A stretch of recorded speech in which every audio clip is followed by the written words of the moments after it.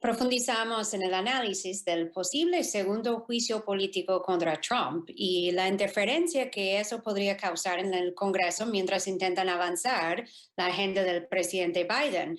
Hablamos con el analista político Carlos Rafael Diegues, quien está con nosotros desde Miami. Gracias, Carlos, por estar aquí en Detrás de la Noticia. Bueno, muchísimas gracias a ti una vez más, Eva. Estamos aquí, como siempre, a tus órdenes. Bueno, muchas gracias. Bueno, Carlos, este segundo juicio político contra Trump implica la continuidad de su influencia sobre el gobierno y la política estadounidense, o sea, aún siendo repudiado, condenado por una mayoría de congresistas y también ciudadanos. O sea, ¿es realmente necesario seguir con un juicio contra Trump en el Senado? ¿O crees que ya la decisión de aprobar su destitución en la Cámara Baja es un reconocimiento suficiente de su responsabilidad en el ataque contra el Capitolio?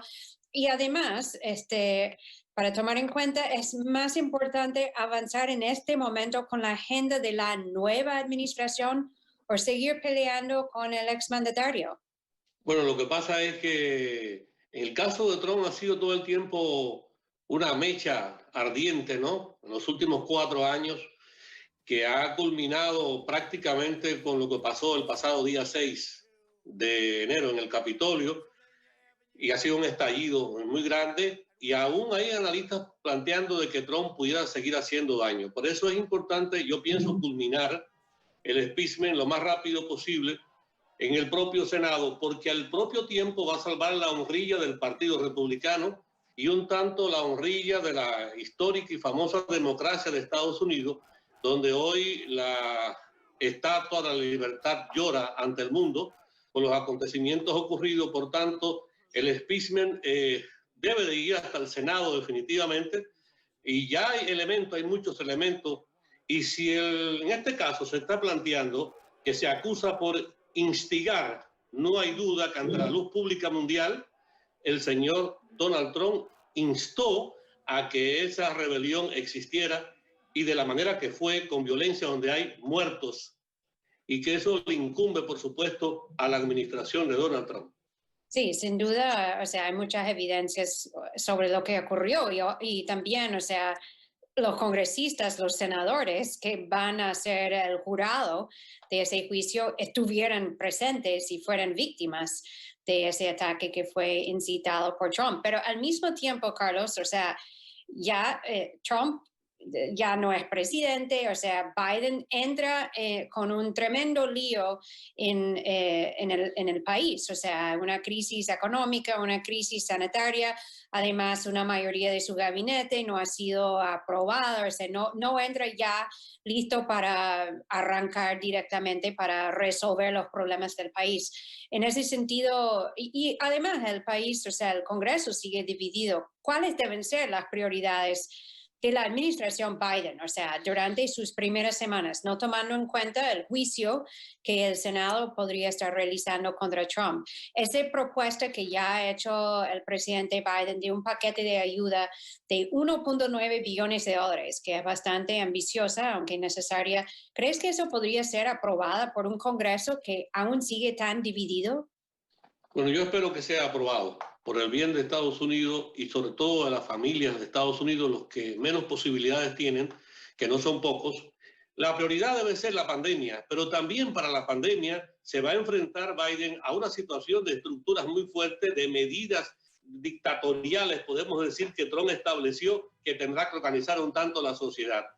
No hay información muchas veces del propio movimiento de los norteamericanos y qué hacer, incluso con el tema de los hospitales, el tema sanitario.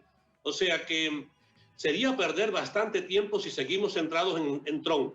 Pero sí, ojo, hay que dejar bien claro que Trump no puede seguir interfiriendo en la vida social, económica y política de un país que a todas luces ha estado sumido a una guerra doble en los últimos meses y sobre todo en este año que ya terminó. Yo pienso definitivamente que Biden está recibiendo, como se dice en buen cubano y latinoamericano, una papa caliente, una gran tarea que tiene la gran responsabilidad de asumir, porque mucha gente está confiando en él, en este binomio de Harris y de Biden, porque por lo menos trae la decencia, trae la tranquilidad, trae la coherencia, el equilibrio, y él quiere realmente unir al pueblo. No puede haber un pueblo para organizar la sociedad si no está por lo menos confiado en lo que está haciendo. Y hay mucha desconfianza y mucha incertidumbre proveniente del trumpismo. Que el trumpismo no es una ideología, es también forma parte del racismo, de la supremacía blanca, de algo que también tiene que irse junto con Trump. Ojalá que se vaya. Sin embargo, millones de seguidores del expresidente Trump desconfían en su presidencia. Hemos visto las encuestas. Ahora, hay que también reconocer y también volver a decir que mucho de eso se debe justamente a la desconfianza que ha promovido Trump y los republicanos durante toda esta campaña electoral y después de la victoria electoral de Biden. O sea, ellos mismos han sembrado esa desconfianza.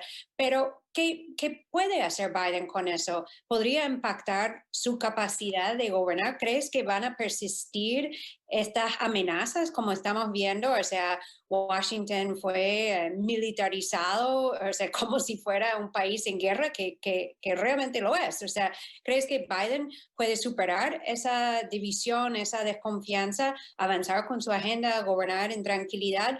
¿O simplemente eso es un deseo del pasado y la turbulencia va a persistir? Bueno, es un deseo del pasado, pero de persistir esa turbulencia definitivamente será el final de Estados Unidos, ¿no? Como gobierno y como sistema donde el mundo también está altamente preocupado y los vecinos de Estados Unidos. O sea, yo creo definitivamente en que esa esperanza está en Biden y que no podemos perderla a pesar del deseo que tenemos. Es una necesidad.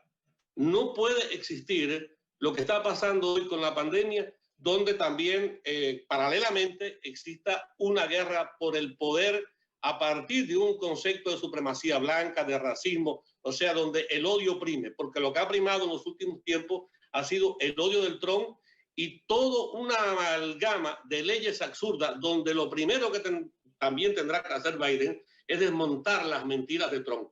Así es, el gobierno de Biden toma el poder en un momento sumamente complejo y también delicado en la historia de Estados Unidos. Carlos, muchísimas gracias por sus comentarios con nosotros hoy en el programa, muy amable. Bien, hasta luego, nos vemos en una próxima ocasión. Sin justicia hay impunidad, y la impunidad es un permiso para repetir las injusticias y los crímenes sin consecuencias. Por eso es necesario que haya justicia por el grave ataque contra el Capitolio de Estados Unidos y que los responsables paguen las consecuencias por sus acciones. Sin embargo, el gobierno tiene el deber de afrontar la crisis económica y sanitaria que afecta a la nación. La salud de todos debe ser su prioridad número 1. La semana pasada los preguntamos si el trumpismo llegó para quedarse o si estamos presenciando el final de su movimiento con la victoria contundente de los demócratas en el Congreso y en la Casa Blanca. Muchísimas gracias a todos por sus comentarios. Un mensaje en Twitter de la usuaria Laura Gerundio comenta: el culto a la libertad sin restricciones, a la posesión enferma de armas, el racismo, la paranoia y el fervor religioso existían antes de Trump y seguirán existiendo después de él. Trump nunca fue la causa. Y otro comentario también en Twitter del usuario José de Jesús Gómez dice: no creo que exista el trumpismo. Trump aprovechó un momento histórico para liderar esa ideología supremacista que existe en Estados Unidos desde hace muchos años y que seguirá creciendo en ese país. Creo que Trump va al bote de la historia.